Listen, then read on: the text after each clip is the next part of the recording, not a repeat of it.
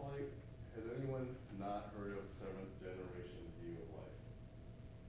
Everyone's heard of it. Same thing here where it's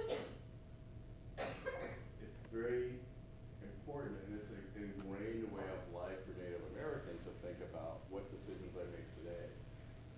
When I'm winning today's game, is that going to be a winner for the game 7 generations from now or not?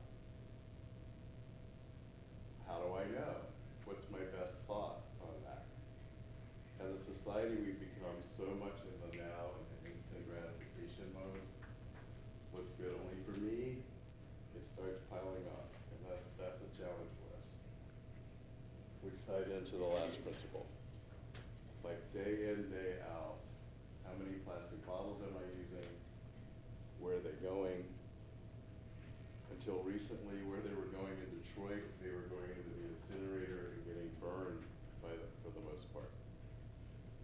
That might seem fine until you look at what actually gets released when plastic's burned.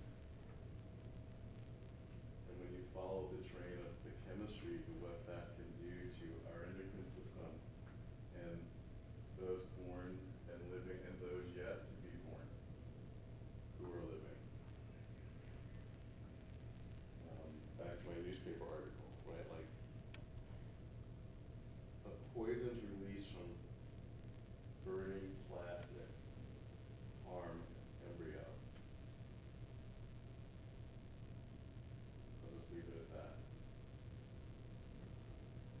One of the ways we work, I'm switching topics a little bit to how does DWJ win the day? We win the day by focusing on teamwork.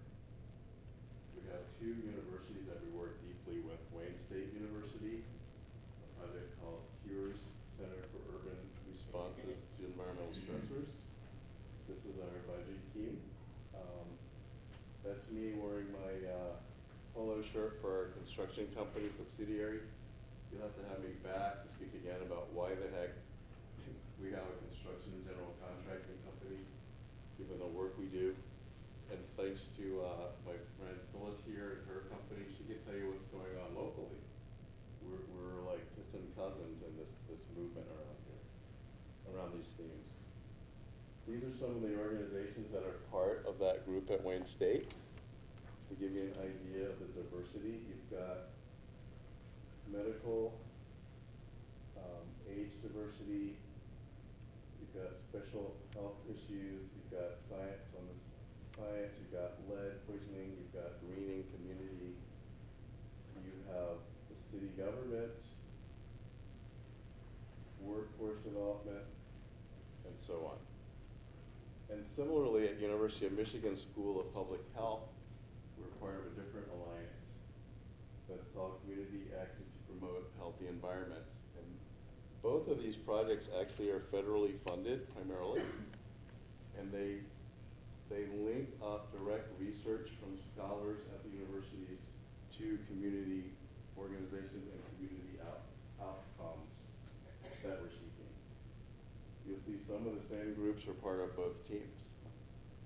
And part of why I'm bringing this up here is that I believe, I want to go to another prop I have, which is DWJ, we have been working in Grand Rapids the last 3 years with our fundamental community partner called Link Up. Does anyone know Link Up? A few of you. So what happened was Link Up was a community development organization. They own property. One day the phone rings and they find out their property has to be evacuated. Out, everybody out.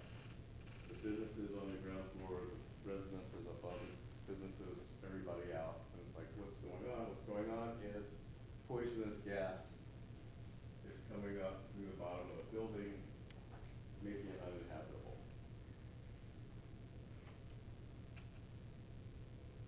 Like, it's kind of surprising, kind of shocking. So we were approached to ask if we could help bring technical assistance to the situation, what was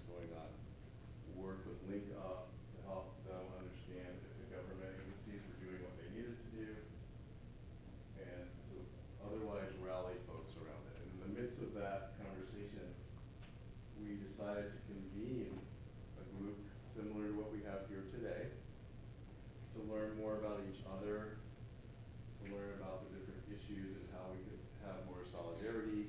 And we have a new report out, just about a month old, that doesn't go into a lot of detail, but it's a great introduction to different themes like air quality in the Grand Rapids area. What about access to food? And the interplay of the two topics we're talking about today, sustainability and environmental justice. So how can we have strong businesses, good employment, safe workplace, safe food, and also have equitable communities? I'm waiting for Dan to sign any minute here. So a few more slides.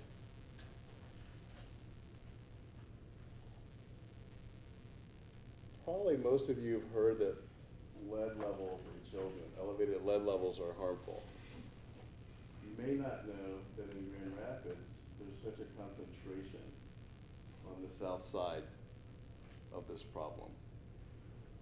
I don't know if there's something similar going on here in Muskegon. I would imagine. It tends to run with the age of the housing stock and also the community's demographics. I look out here and I see Lake Michigan. I wanted to find some slides to show what do people in Detroit and people here have in common. We have the Great Lakes in common. We also have problematic hotspots that the governments of Canada and US have designated as areas of concern. I mean, I won't get you into all the detail about that, but if you just take it at face value, it does not sound like a good thing. It's an area of concern. Well, what does an area of concern look like? And we have one here in Muskegon Lake. Not far from here, we have another on the Kalamazoo River. So, at the risk of having your eyes glazed over, I just want to take one piece of one page of government legalese here and like spell it out a little bit. What do we mean? First we say beneficial uses are impaired. No offense to lawyers, but this is like watered down to make sure it's not exactly plain English. The more plain English is like you can't eat fish, they taste bad and are dangerous to eat. They're good at cancers, they're being born with deformities, beaches are closed, things look bad when you see thousands of dead animals or all kinds of weird red algae blooms. These are examples of what we mean by the impairment of the normal use of the Great Lakes. The Detroit River itself is an area of concern. The whole thing. I mean, sit with that for a second. Here's the city up here. Detroit River starts at Lake St. Clair, goes to Lake Erie.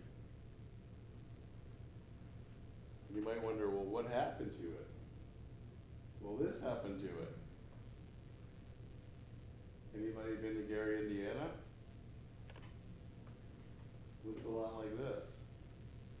It's right across there, isn't it? We have to find a way to wrap our arms around these scenarios. We cannot just turn our back and pretend it doesn't matter anymore. And my contention and my organization's contention is the best way forward, the best way to win the day is to face these situations and talk it out and really get creative.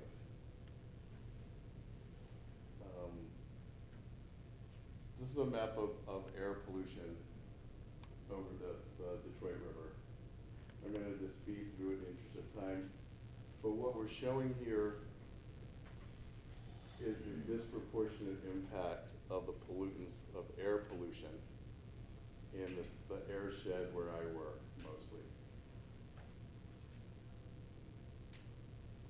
So to break it down into a couple of discrete pieces of information, 2 to 3 people a day in that air shed you saw on the map are dying due to air pollution related illness.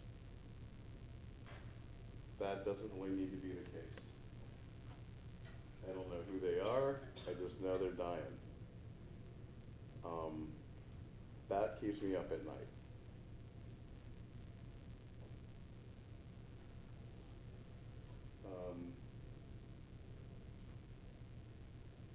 Here's a crossover fact nugget for the business community.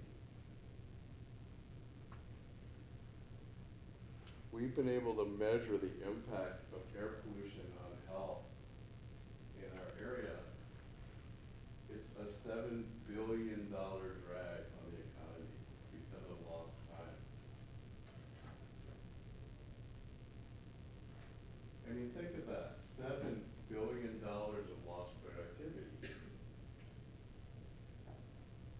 We have to start connecting the dots as a society and realizing that this status quo is not what we want or deserve. Time is running out. Time is running out. Our research offered 25 recommendations. These are the top 10 that we proposed through our collaborative work on how to address some of this situation and turn it around. I would suggest teaming up with Dan and the group they're looking to convene here to start dialogue locally. Like, how can you pull together a game plan, a winning game plan for here?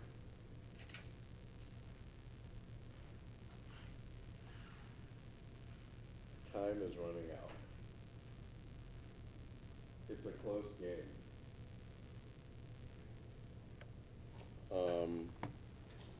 This morning when I was doing my morning meditation, a Bible verse leaped out at me that I want to share, but I wasn't that familiar with it.